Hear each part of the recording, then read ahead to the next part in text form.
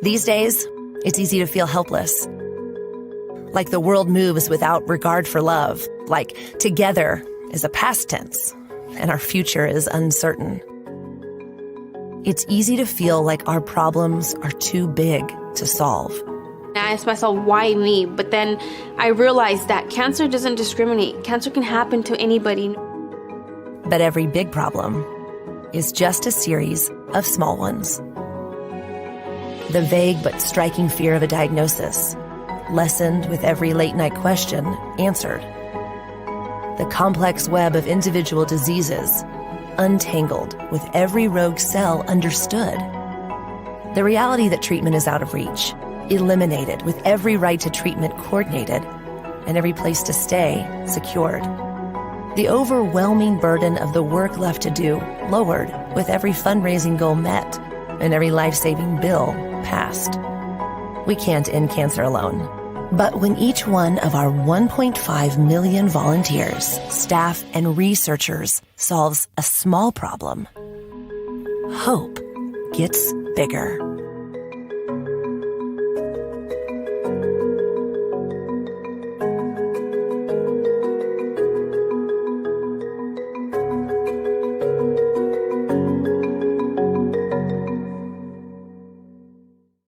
Welcome, and thank you for joining us today for the VIP Breast Cancer Forum.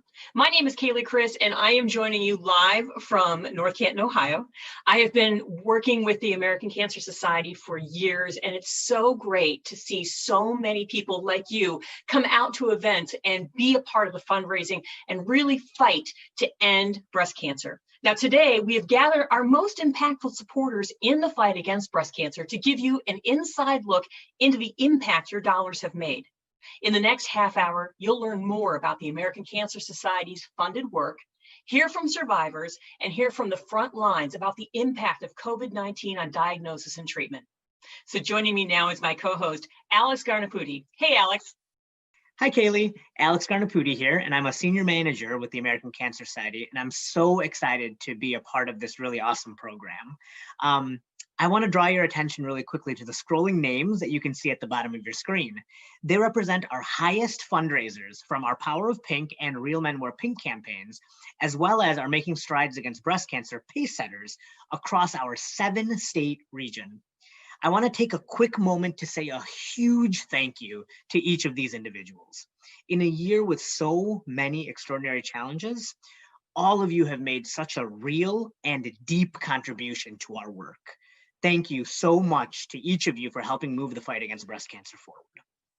Now, let's go on with the show. And I'm really excited to welcome our first guest, Dr. Jessica Benson-Haber, who's a surgical oncologist who during the pandemic has continued to diagnose and treat patients. Dr. Benson-Haber and her team are also recipients of a recent health equity grant from the American Cancer Society. Thank you so much for joining us, Dr. Benson-Haber. Hello, I am Jessica Benson-Haber. I am a surgical breast oncologist at Henry Ford Health System in Detroit, Michigan. And I'm here today to speak a little bit about what I do and our partnership with the American Cancer Society, and specifically talk about how grateful we are for what the American Cancer Society does for us and our breast cancer patients. We recently were honored by receiving a breast health equity grant from the ACS, looking at our breast cancer patients, specifically those who do see some inequalities in cancer treatment. Cancer is a disease that can affect anyone, but it doesn't always affect everyone equally. African Americans and other racial and ethnic groups, people who have low incomes or are underinsured or uninsured, people living in rural areas often face greater obstacles when it comes to cancer treatment. Cancer health equity means that everyone should have a fair opportunity to prevent, find, treat, and survive breast cancer. Black women are 40% more likely to die of breast cancer than white women. They are twice as likely to die if they are over 50. The ACS Breast Health Equity Grant is a huge step in helping us find equity by eliminating avoidable disparities. Dr. Benson-Haber, thank you so much for taking the time to share your work with us today. Can you tell us just a little bit more about how COVID-19 has affected cancer screenings? At the onset back in early spring, what we saw was complete postponement of our screening mechanisms across cancer care. Specifically in breast cancer, we had over 7,000 screening mammograms postponed due to the safety of the patients trying to keep access to the hospital at a minimum to minimize exposure. We have been able to reinstitute safe screening protocols to get patients in, to get them screened, but we've also seen some percentage of patients who have chosen to delay their screen for a year or even more because of the pandemic.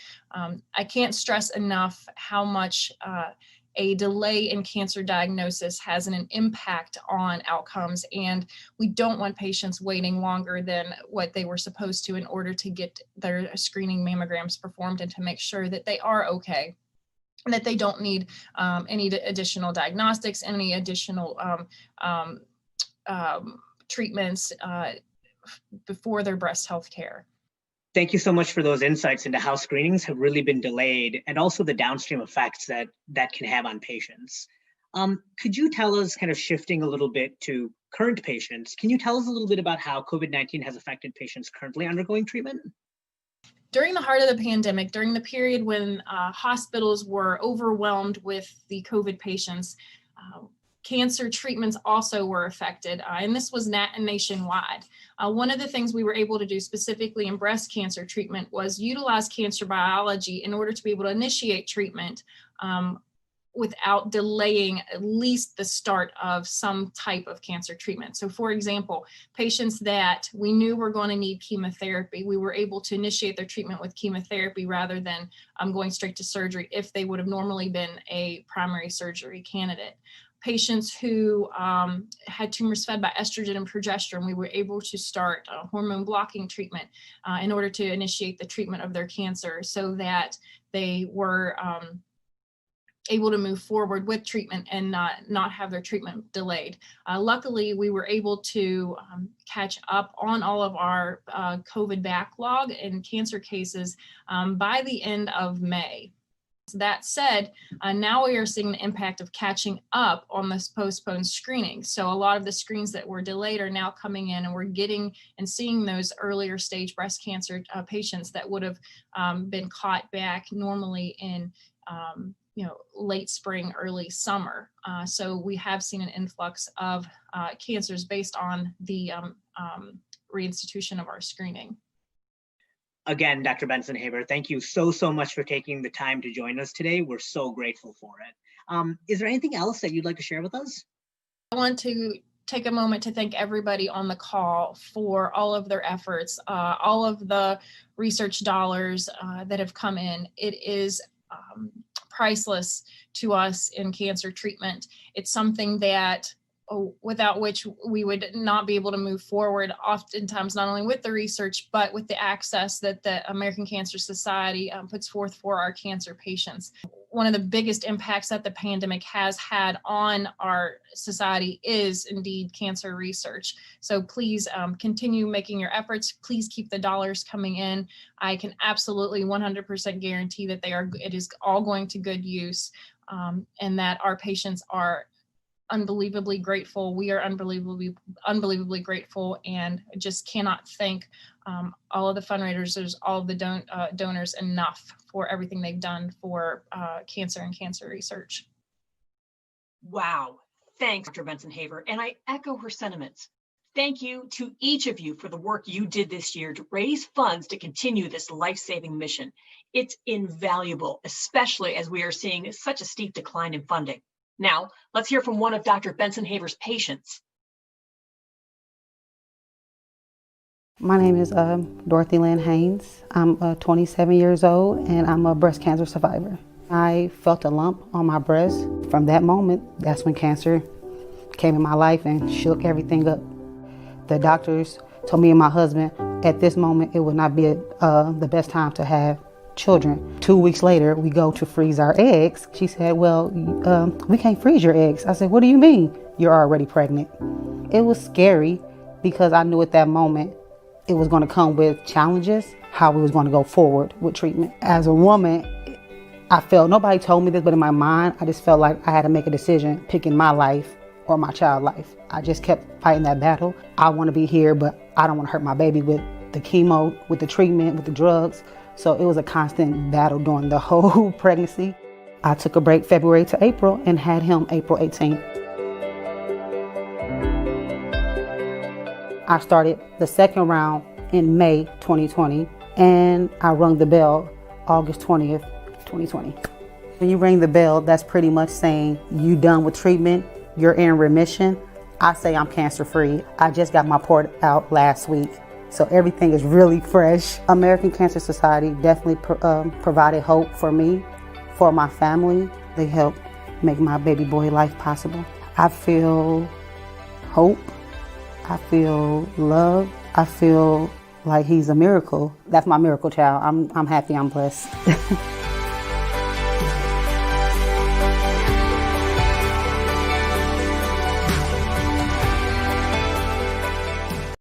Dorothy Lynn was one of countless women dealing with a breast cancer treatment during the middle of the pandemic, but luckily her story has a happy ending. There are so many more women and even some men right now who are hearing the words, "you have breast cancer," and, like Dorothy Lynn, are facing even greater obstacles to appointments and treatment. And that's why each of you are so important to this fight. The funds you raised this year fueled this work.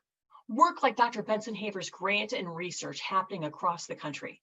Work like the 24/7 helpline that is there day and night for cancer patients who have questions or just need someone to talk to. Work like screenings for low-income women. It's because of you that we're able to continue working to fund the future of breast cancer. And it's because of people like Dorothy Lynn that we cannot stop. Not now, not until we're finished. Now I would like to welcome Dr. Haley Thompson, a researcher previously funded by ACS who recently received an NCI grant to study COVID and cancer. Dr. Thompson is just one of the grantees working on this important topic across the country. Welcome, Dr. Thompson. Hello. I'd like to thank the American Cancer Society for inviting me to present today. My name is Haley Thompson, and I am Associate Center Director for Community Outreach and Engagement at Karmanos Cancer Institute. I'm also Faculty Director of Karmanos' Office of Cancer Health Equity and Community Engagement. Our Office of Cancer Health Equity and Community Engagement and our community outreach and engagement efforts typically focus on cancer, but in this year, 2020, we included a focus on COVID-19. And we have received funding from the Patient-Centered Outcomes Research Institute to establish what we call a COVID-19 Action Council that will continue to focus on community-driven priorities related to COVID-19. Our COVID-19 related work also included the COVID-19 Cancer and Community Survey. This survey was conducted as part of a consortium funded by the National Cancer Institute, or NCI, and now includes 17 comprehensive cancer centers who administer a core set of questions related to COVID-19, social distancing, and other pandemic-related experiences. And it examines how these experiences have affected healthcare in general and cancer care specifically. Our KCI Michigan survey is open to anyone age 18 years of age or older and all Michigan residents. Respondents had the option to complete the survey online or via telephone interview. They could complete it in English, Spanish, or Arabic, and we are grateful to 9 community partners throughout the state who helped us reach more of the population. One of our community partners is the American Cancer Society. We will be closing the survey as of this week, but I'd like to present some preliminary data. As of December 11th, we have responses from 1,852 individuals. Different age groups are fairly well represented across this sample. We have more women responding than men, with about 80% of the sample identifying as female. In terms of race and ethnicity, about half of the sample identifies as white, 21% as Black or African American, and other racial and ethnic groups are represented as well. In terms of region, about 40% of the sample lives in the southeast region of the Karmanos catchment area. I'd like to share some preliminary data on the cancer survivors who completed the survey. 27% of the respondents identified as cancer survivors. About half were diagnosed 2016 or later, and about 23% reported being in treatment. And across all the cancer survivors, about 28% reported that they had to cancel or reschedule cancer-related medical care due to COVID-19. I'd also like to share some of our preliminary data related to cancer screening. We asked people before the COVID-19 pandemic, were you planning on having a mammogram between March 2020 and the end of the year? We asked this question of women aged 40 years and older. And of these respondents, 66% said yes, they were planning to have a mammogram. And of those, a third said they postponed or delayed their mammogram because of COVID-19. Among women aged 21 years and older, 37% said they planned to have a pap test. And of those, 36% postponed or delayed the pap test. Among adults aged 50 years and older, 17% plan to have a colonoscopy between March 2020 and the end of the year. And of those, 45%, almost half, postponed that colonoscopy. These preliminary findings have serious implications for cancer trends. If you're not screened for cancer, you can't be diagnosed with cancer. And if you're not diagnosed with an existing cancer, in many cases, the cancer will progress. And the concern is that if a cancer is detected at a later stage, it will be more difficult to treat and have a worse prognosis. Other reports have shown declines in cancer screening, up to a 67% drop, and cancer diagnoses, up to a 65% drop. And increases in cancer deaths are projected over the next few years. So it's really important that we look ahead to catch-up care for cancer survivors who have missed cancer-related care, as well as those in the general population who need screening. In the coming year, I have no doubt that the American Cancer Society will play a central role in ensuring access to cancer care and making sure that we catch up in a way that addresses the negative consequences of COVID-19. Thank you to the American Cancer Society for not only inviting me here today, but they also were one of our community partners in disseminating the COVID-19 survey. I'd also like to thank all our project staff and investigators who supported this effort. Thank you. Dr. Thompson, thank you so much for sharing that information about your presentation and your work right now. We really appreciate it. We have a couple of follow-up questions that we were hoping that you could also answer for our audience today. First, what do you hope to really accomplish with this research? Well, I think that we need so much research related to COVID-19 right now. And as I shared with you, one of the big concerns are delays in care. Obviously during this pandemic, there's a lot of things we've had to address immediately in terms of healthcare, in terms of people's basic needs. But we also have to think about what happens after, kind of the recovery from this.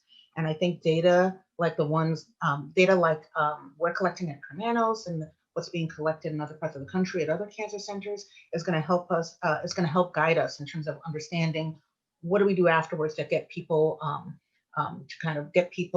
caught up in terms of their preventive care, in terms of their cancer screening for cancer survivors. What do we need to do to support them in maintaining their cancer care?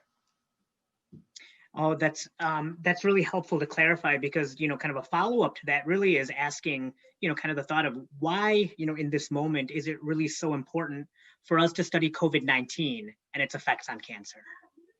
Right. I know that, as the American Cancer Society has shared with us, and as we know, cancer doesn't stop just because we have this pandemic, and just because COVID-19 again is kind of the most pressing issue right now. Cancer is going to continue on. So it's really important that we understand, again, how is COVID-19 affecting the population in a number of different ways, not just in terms of delays in care and cancer screening, or how it might disrupt one's cancer treatment or follow-up care, but how is it affecting the risk factors that we know contribute to cancer? No, that's, again, so helpful to clarify, because I think one of the things that really is I don't know that it's lost, but it's definitely something that's in our minds right now, is how is this going to have an effect, certainly today, but also tomorrow and into the future. And so really, again, grateful that you're spending time and effort really trying to solve that problem for us with your colleagues across the country. So thank you. You've had, Dr. Thompson, a really long history with the American Cancer Society, and I think that our audience today would really benefit from hearing a little bit about that. So would you mind sharing a little bit about your time with the organization? Oh, absolutely. So I was first funded by the American Cancer Society in 2012, and the study focused on Latina breast cancer survivors and their follow-up care after treatment. So I started out as a grantee with a 4-year study on that topic. I've also reviewed research grants for the American Cancer Society, and more recently, the national ACS invited me, along with 2 other colleagues, to talk more about medical mistrust and why it's so important in the equity research and equity work that they fund. We actually spoke to about 100 other researchers around medical mistrust and how that affects cancer care and other types of healthcare. And that's just an example of ACS's commitment to making sure that the work we do around equity is really relevant and meaningful. Thank you. I think that in this especially kind of moment in time where we are really thinking through and being able to have these hard, tough conversations, we're so grateful that this is something that you've been on the forefront of through your work and through your research. So thank you for that. I have one last question for you, Dr. Thompson, and I think that this is really valuable for everyone on the call today. Can you really help our audience understand why their fundraising dollars really are so important right now? Yes, I think that fundraising, especially towards cancer research, is more important now than ever. And it's always been important, particularly the ACS, I think, has a very special role in terms of research funding. For years, the American Cancer Society has really been concerned about funding research that's going to really have impact. You'd be able to really understand the impact of that work in a reasonable time frame, not 10 years from now or 20 years from now, but in a more immediate time frame. So I know that for me and a lot of my colleagues, some of our first major grants were funded, not by the National Institutes of Health, but first by the American Cancer Society. I think that they are kind of more kind of aggressive in funding work that addresses diverse populations and real problems that we see when it comes to healthcare and cancer care.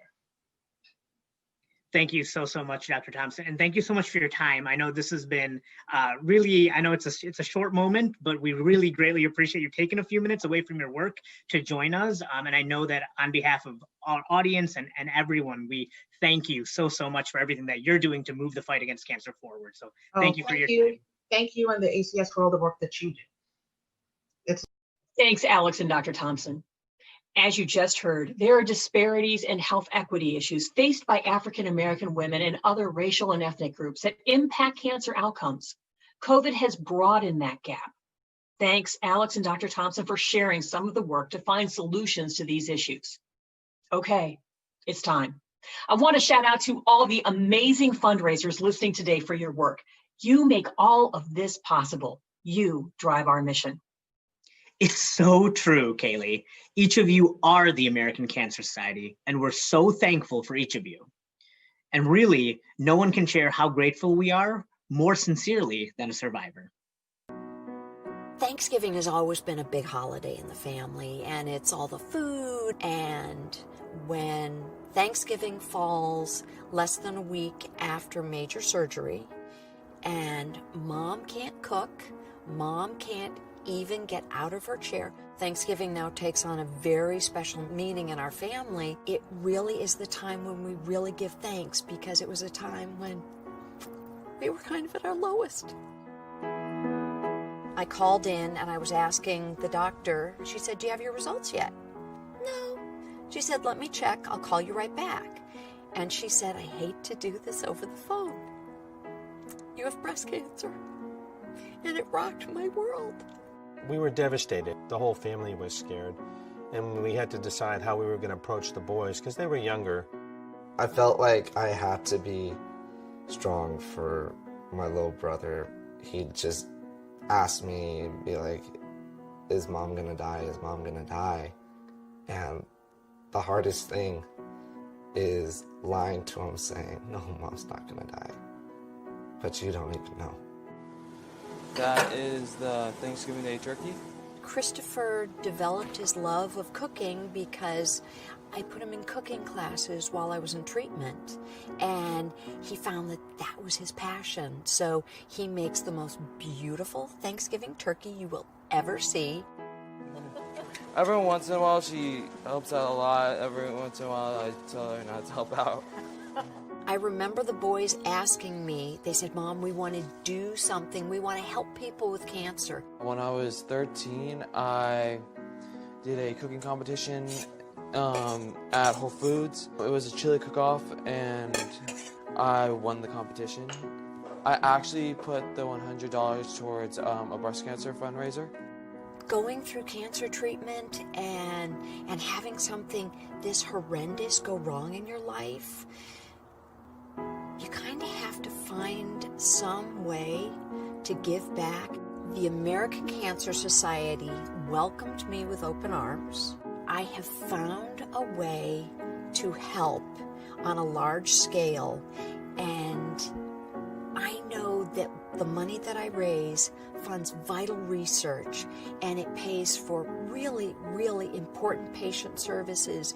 After going through my cancer battle, I had a newfound appreciation for all of those incredible people that take time out of their day, take time out of their lives to volunteer.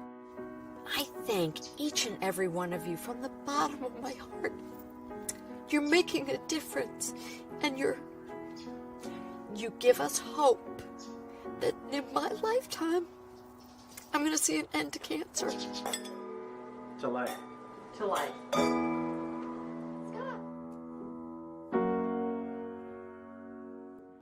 I don't know about you, but this has been an incredibly inspiring half hour, and no one inspires me more than our volunteers. Couldn't agree more, Alex. Now, Sarah Wells, Regional VP for the American Cancer Society, is joining us with some closing thoughts. Hi, I'm Sarah Wells, Vice President for the American Cancer Society. Thank you for being here today, and thank you for your continued support of the American Cancer Society, especially during these challenging times. COVID-19 has significantly impacted the work of the American Cancer Society. Since the pandemic began, we have had to pause many of our patient services, and we've been forced to reduce our investment in cancer research by over 50% in 2021. That's our lowest investment this century. COVID-19 has taken a lot from all of us, but maybe none more so than cancer patients who have seen delays in treatment, isolation, and more. Delays that mean later diagnosis, less effective treatment options, and facing cancer alone without a support person by their side. Each year, more than 270,000 people will hear the words, "You have breast cancer," and we have to keep up this fight for them. Because of you, we're still able to be there for cancer patients in the middle of the night. We're able to provide information and support. Because of you, research will continue. Research like Dr. Thompson's work, and research to find ways for miracle babies like Dorothy Lynn's son to be born. Because of you, we're still here and we're still fighting. Thank you for your part in funding this life-saving work. Thank you for giving your time, raising funds, and pushing forward despite the challenges of 2020. Your investment in the American Cancer Society has allowed us to further our mission despite the setbacks from COVID, and we need you and others like you to join us and to continue our important work in 2021. Because of you, we're changing the course of breast cancer, and we thank you. Thank you all so much for being here today. Thank you for your efforts to fund the fight against breast cancer. And please stay well and stay safe and have a great rest of your day.